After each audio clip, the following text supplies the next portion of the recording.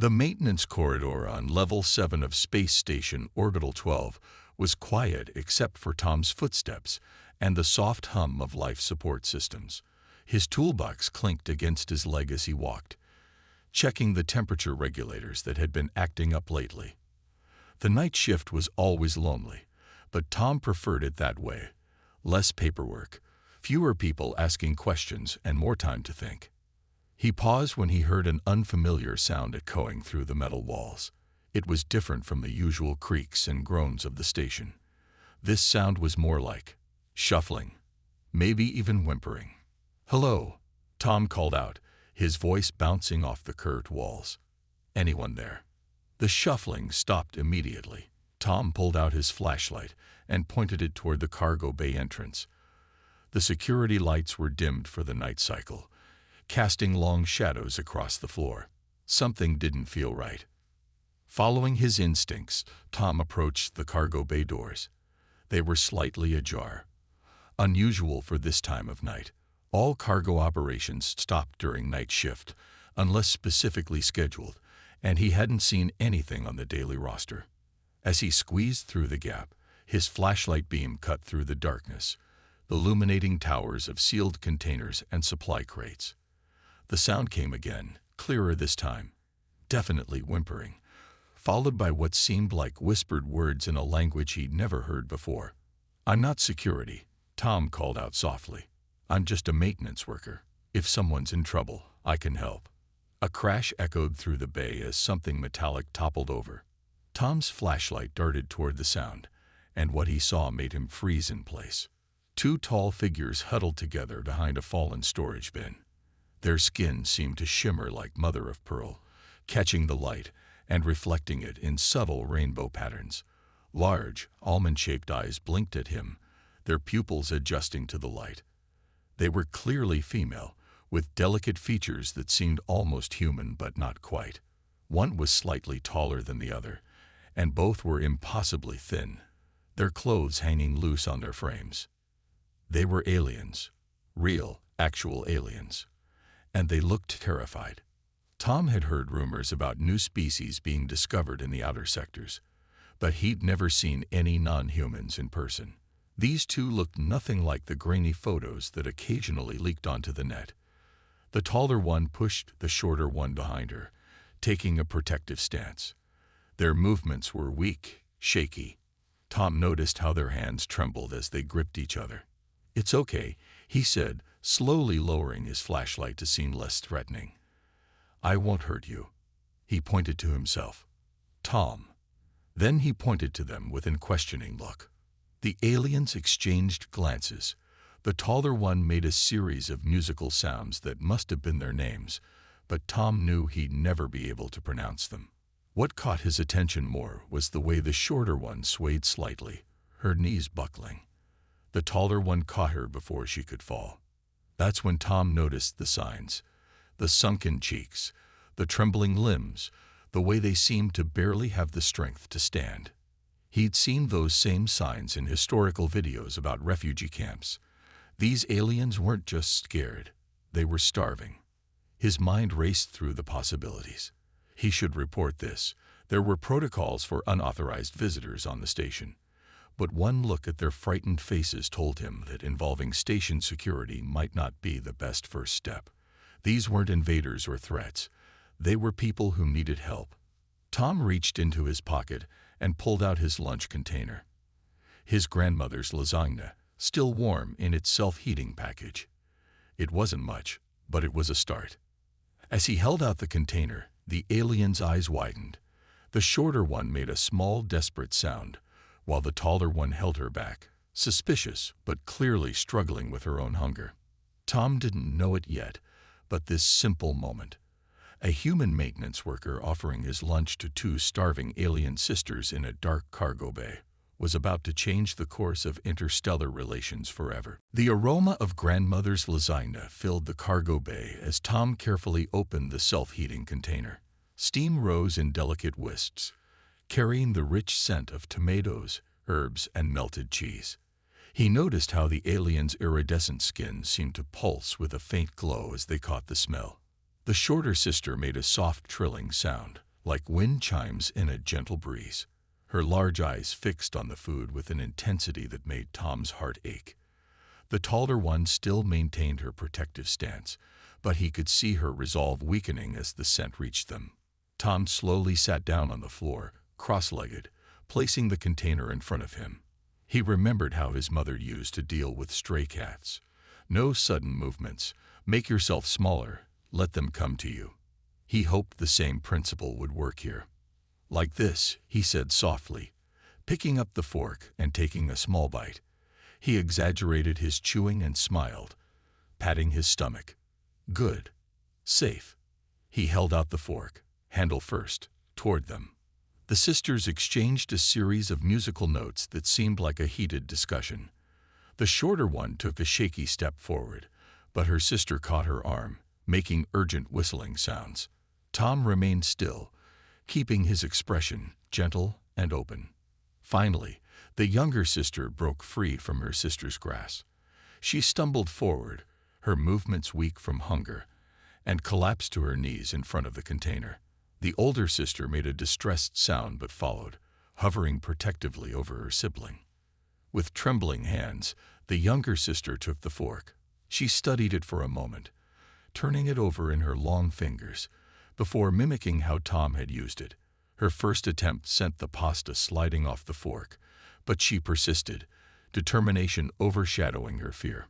When she finally managed to get a small bite into her mouth, her reaction was immediate and stunning. Her skin lit up like a sunrise, patterns of light rippling across her face in waves of gold and pink. Tears welled up in her large eyes. But these weren't ordinary tears. They glowed with a soft blue luminescence, trailing down her cheeks like falling stars. The older sister's protective demeanor cracked at the sight of her sibling's tears.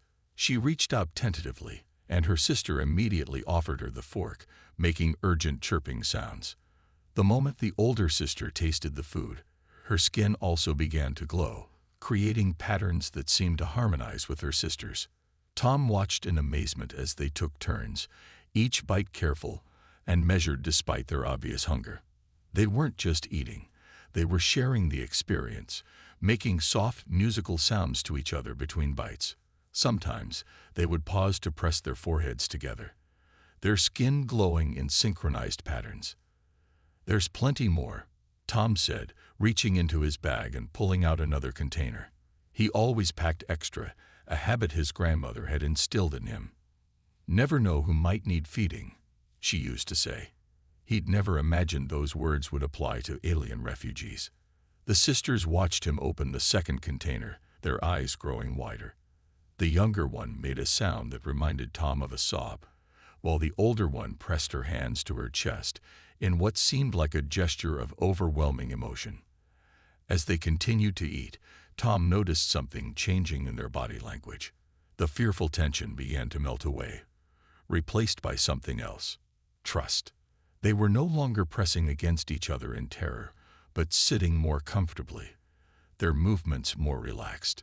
Tom didn't understand their language, and they didn't understand his, but something profound was happening in that quiet cargo bay. Food, that most basic of human needs, was building a bridge across the stars. With each shared bite, walls of fear and distrust crumbled just a little more. He didn't know it yet, but he was experiencing something unprecedented in human history. The first peaceful meal shared between humans and their interstellar neighbors. The cargo bay had transformed from a place of fear into something different.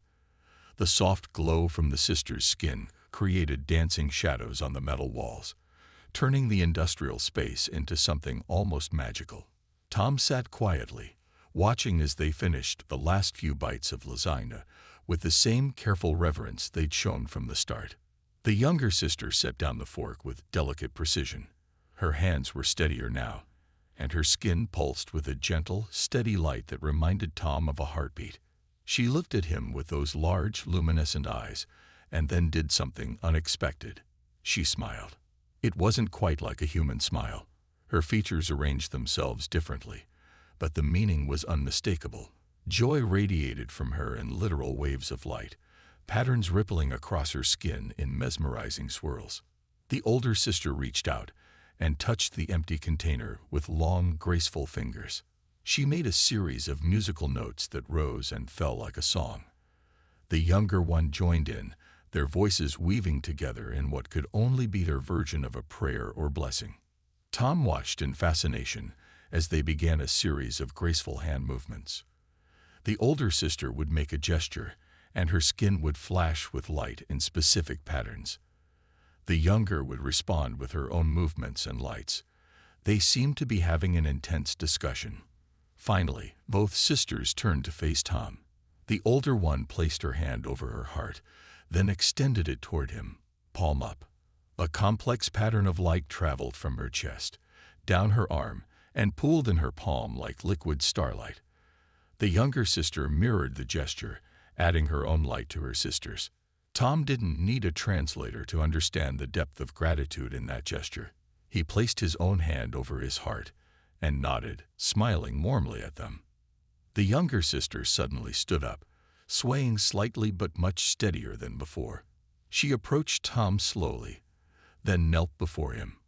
Before he could react, she reached out and placed her hand gently on his forehead. The touch was cool, like morning dew, and carried a slight electric tingle. Images flooded Tom's mind, not quite pictures, more like impressions. He saw a beautiful world with triple moons, felt the warmth of two suns, experienced the sensation of soaring through crystal spires that reached into purple clouds. Then came darker images: fire, destruction, people fleeing. The sisters huddled in a small ship, drifting, hoping, starving. When she removed her hand, Tom gasped. The older sister had moved closer, her expression concerned. The younger one made soft, apologetic sounds, but Tom shook his head, letting her know it was okay. In fact, it was more than okay. He finally understood. They weren't just refugees, they were survivors. Their world was gone, and they had risked everything on the slim chance of finding sanctuary. The fact that they had ended up here, in his quiet corner of the space station, seemed less like coincidence and more like fate. The sisters began gathering themselves up, their movements more coordinated now that they had food in their systems. Tom knew he couldn't leave them here. The cargo bay would be busy again when day shift started in a few hours. He stood up, brushing off his maintenance uniform, and gestured for them to follow him. He had a small storage room near his workstation that nobody ever checked. It wasn't much, but it would be safer than the cargo bay until he could figure out a better solution. As they walked quietly through the maintenance corridor, Tom realized that his life had changed irrevocably. He was now responsible for these two beings from another world, bound by something stronger than words or laws: the simple, powerful act of sharing food with those in need. The sisters followed him silently, their soft bioluminescence dimmed to nearly invisible levels, but their trust in him shone brighter than any light could. The storage room wasn't much, barely larger than a closet, but it was warm and hidden from regular station traffic. Tom had arranged some spare cushions from the maintenance break room on the floor, creating a makeshift sleeping area for the sisters. They sat close together, their skin now glowing with a soft, steady pulse that made the small space feel strangely peaceful. The younger sister was drawing patterns in the air with her finger, leaving brief trails of light that faded like firework embers.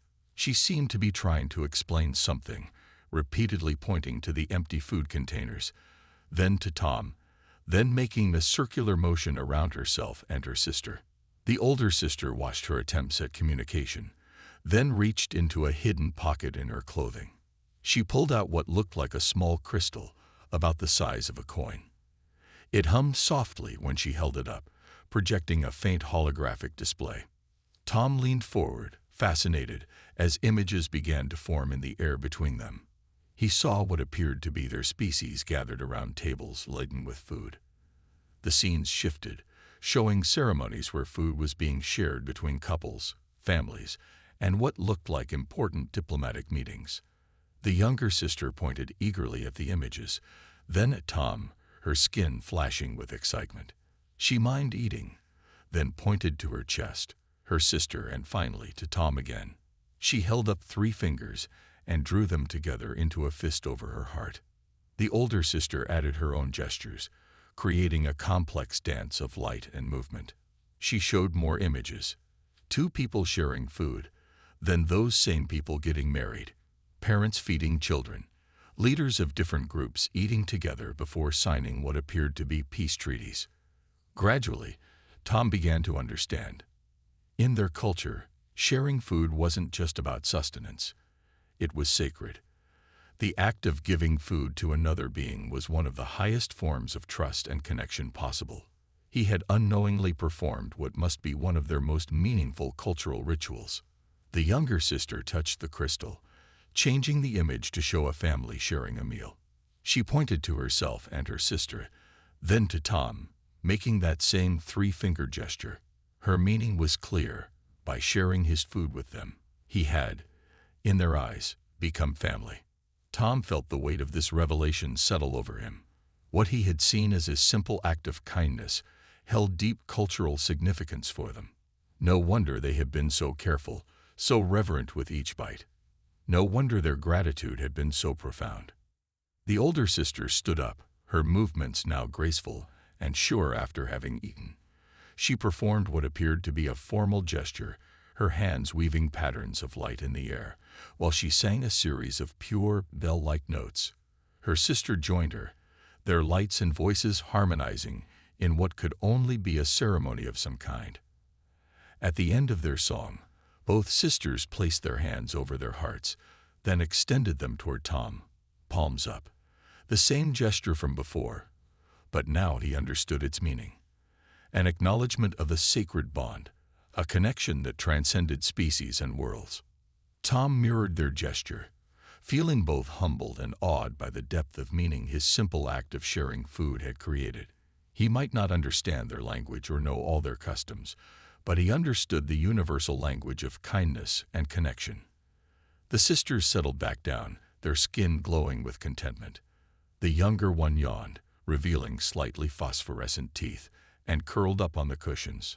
Her sister arranged herself protectively beside her, but her posture was relaxed, trusting. As Tom prepared to leave them to rest, he realized that he hadn't just helped 2 starving refugees. He had inadvertently created a bond that, in their culture, was as sacred as any family tie. He closed the door quietly, wondering how he would explain to station authorities that he was now, by alien custom, the adopted brother of 2 bioluminescent refugees from the stars. Tom returned to the storage room after his shift with more food, sandwiches, fruit, and water packets carefully smuggled from the cafeteria. He found the sisters awake and alert, their skin glowing with subtle patterns that shifted like auroras as he entered. Using their crystal device, the sisters began sharing their story through a series of holographic images. The scenes they showed made Tom's heart heavy with understanding. Their homeworld appeared first, a beautiful planet with crystal cities that caught the light of twin suns, creating rainbow cascades across the landscape. The younger sister pointed to a particular city, her skin dimming with what Tom now recognized as sadness. Their home. The images change, showing massive ships appearing in their skies. Not military vessels, but mining craft. Their world, it seemed, was rich in rare crystals, the same type that powered their holographic device. The mining corporations came first with offers, then with demands, and finally with threats. The older sister's hands trembled as she showed the next images. Their government had refused to give up their world's resources, knowing it would mean the destruction of their sacred crystal forests. The corporations responded by hiring mercenaries. What followed was not an invasion, but a systematic campaign of terror. Tom watched in horror as the images showed the crystal forests being destroyed, cities being accidentally damaged by mining equipment, food supplies mysteriously contaminated. The corporations were trying to starve them out, to make them so desperate they would agree to anything. The younger sister made a soft, keening sound as the next images appeared. Their parents, Tom recognized them by their similar features, had been leaders in the resistance. They had helped many escape on small ships, sending them to seek help from other worlds. The sisters were supposed to have gone with one group, but their ship was damaged during takeoff. The images showed their small vessel drifting through space, systems failing one by one. They had managed to limp to this station using the last of their power, slipping aboard during a busy cargo transfer. They had been hiding in the cargo bay for weeks, surviving on recycled water and growing weaker by the day. The older sister turned off the crystal, leaving the room dimmer. She pointed to Tom, then to her mouth, making the eating gesture. Then she pointed to her heart and made a fist, their gesture for strength or survival. Her meaning was clear. His act of kindness had saved their lives in more ways than one. Tom sat in silence for a moment, processing everything he had learned. These weren't just random refugees. They were witnesses to corporate warfare, survivors of an ongoing atrocity. Their testimony could change everything, if they lived to tell it. He pulled out his tablet and brought up the station's newsfeed, showing them the date. Their eyes widened as they realized how long they had been drifting. The younger sister quickly activated their crystal again, calculating something with quick gestures. The images showed a gathering of what appeared to be galactic diplomats. A date flashed, just 2 weeks away. Some kind of conference was being held on the station. The sisters looked at Tom with desperate hope in their large eyes. Tom understood. If they could stay hidden for 2 more weeks, they could bring their story directly to people who could help. Their evidence could expose the corporation's actions and potentially save their world. He reached out and took each of their hands, nodding firmly. He would help them survive until then. The sisters' skin blazed with gratitude and hope, filling the small room with swirling patterns of light. As Tom began planning how to keep them safe and fed for the next 2 weeks, he realized that sharing his lunch hadn't just saved 2 lives. It might help save an entire world. The thought made him smile. His grandmother always said food had a way of changing the world. He just hadn't expected it to be quite so literal. The next week passed in a careful routine. Tom brought food and supplies during his night shifts, while the sisters remained hidden in the storage room. Their strength returned more each day, their skin glowing brighter with renewed health. But on the 8th day, everything changed. Tom was bringing their evening meal when he heard voices in the maintenance corridor. His heart nearly stopped as he recognized the sound of security boots on metal flooring. A routine inspection, at exactly the wrong time. He quickened his pace, hoping to warn the sisters, but he was too late. 2 security officers were already at the storage room door, their scanners having detected unusual energy signatures, the sisters' bioluminescence. Maintenance worker Thomas Reed, the lead officer said, reading from his tablet. Care to explain why our sensors are picking up non-human life signs in this sector? Before Tom could answer, the storage room door opened. The sisters stood there, tall and proud, their skin glowing with calm determination. They had known this moment might come. The younger sister held their crystal device, while the older one stepped forward with her hands raised in a peaceful gesture. The security officers reached for their stun batons, but Tom moved between them and the sisters. "Wait," he said, his voice steady despite his racing heart. "They're refugees. They need our help. They have evidence of corporate crimes that needs to be heard." The younger sister activated the crystal, projecting images into the corridor, scenes of their world's destruction, the corporate attacks, the suffering of their people.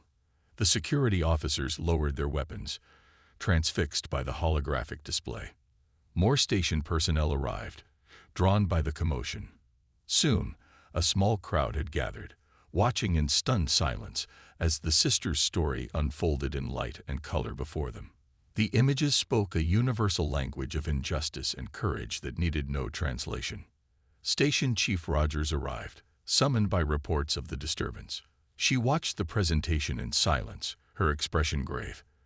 When the images faded, she turned to the gathered crowd.